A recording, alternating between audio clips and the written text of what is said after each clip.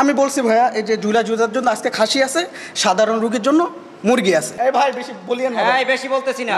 জুলাই আন্দোলনে আহতদের দখলে ৬০০ কোটি টাকার সরকারি চক্ষু হাসপাতাল, যা এখন আবাসিক হোটেল হিসাবে ব্যবহার হচ্ছে। এমন অভিযোগের ভিত্তিতে সরেজমিনে গিয়ে দেখা যায় হাসপাতালে একজন স্টাফের সঙ্গে খাসি আর মুরগির গোশত নিয়ে তুমুল ঝগড়ায় লিপ্ত জুলাই আন্দোলনে আহত রোগী। হ্যাঁ, কালকে খাবার দিচ্ছে না, এটা কালকের খাবার, এটা আজকের খাবার। লোক বাড়িতে গেছে, রোগ ছুটিতে গেছে, আজকে আসছে খাসিতে, আজকে এই একদিন শুধু এটা তাদের যেই রকমের সবাই ছুটিতে যায়, ছুটিতে যায় না বলে করে। যতটুকু সার্থক আছে আমি অতটুকু পরিমাণ পাক করি। আমি কি যদি এমন জীবনটা কি বাইর করে দিব ওখানে বলেন? স্যান্ডেলিনা সো, রূপচর্চায় আভিজাত্য। একদিকে যখন খাসি আর মুরগি নিয়ে ঝগড়ায় মেতেছেন তারা, অন্যদিকে ব্যথায় কাতর অসুস্থ রোগীরা চিকিৎসা না পেয়ে ক্ষোভে কষ্টে বাড়ি ফিরছেন। তো এখন ৬০,০০০ টাকা যাওয়ার পরে আমি চিকিৎসা পাচ্ছি না, তাহলে গরিব মানুষের চিকিৎসা কেমনে হইল? না চিকিৎসক নাই, নার্স টার্স কিচ্ছু নাই, মহিলাও সম্পূর্ণ বন্ধ।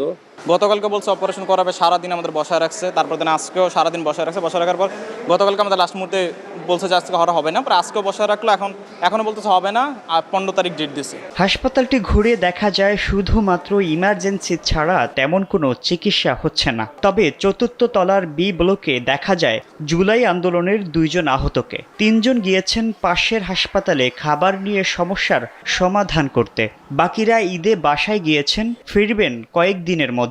হাসপাতাল ছাড়ার ব্যাপারে প্রশ্ন করলে তারা জানান তাদেরকে পরিপূর্ণ চিকিৎসা দিতে হবে অথবা উন্নত চিকিৎসার জন্য দেশের বাহিরে পাঠাতে হবে, তার আগে হাসপাতাল ছাড়ছেন না। কালকে যে খাসিটা আমাদেরকে দেওয়ার কথা ছিল তা দেয় নাই, তারা বলছে যে না দেওয়া হবে না, কিন্তু আজকে যখন মিডিয়া দেখছে তা আজকে ওই খাসিটা কেন নিয়ে আসছে? অপারেশন হওয়ার পর থেকে তার আগের অপারেশনে তো যা একটু কিছু দেখতে পেতাম, এই অপারেশনে কিছু হালকা ঝাপসা কিছু বোঝা যায়, লাইটের আলো। আগের অপারেশনে তো আর আপনি যেমন বসে আছেন ওর থেকে দূর থেকে ভালো বোঝা যেত, কিন্তু এটা বোঝা যায় না। দেশের বাইরে ট্রিটমেন্ট করলে আমি মনে করি বেটার হবে। এখানে তো বাংলাদেশের ডাক্তারের উপরে এখন যা 11 মাস পরে বিশ্বাস ছিল, অনেক বিশ্বাসটা নেই। এমার্জেন্সি চলতেছে ভাই। এ বিষয়ে হাসপাতাল ঘুরে দায়িত্বশীল কাউকে পাওয়া যায়নি। কর্মরত একজন চিকিৎসক থাকলেও ক্যামেরার সামনে কথা বলতে নারাজ। অন ডিউটিতে যে থাকি সে কথা বলতে হয়। আমাদের ইমার্জেন্সি চালু আছে, আপনারা এই ব্যাপারগুলো আমার সিনিয়রের সাথে কথা বলবেন। জুলাই আন্দোলনে আহতদের দখলে রয়েছে জাতীয় চক্ষু বিজ্ঞান ইনস্টিটিউট ও হাসপাতাল। প্রায় ৬০০ কোটি টাকার এই হাসপাতালটি 14 দিন বন্ধ থাকায় প্রতিদিন বিপাকে পড়েছেন হাজারো সাধারণ রোগী।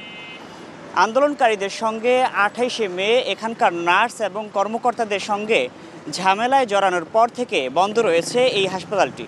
সরেজমিনে দেখা যায় উপরের ইউনিটগুলো কোনো রকমের রোগী সেবা পাচ্ছে না এবং নিচে ইমার্জেন্সি কিছুটা সচল রয়েছে।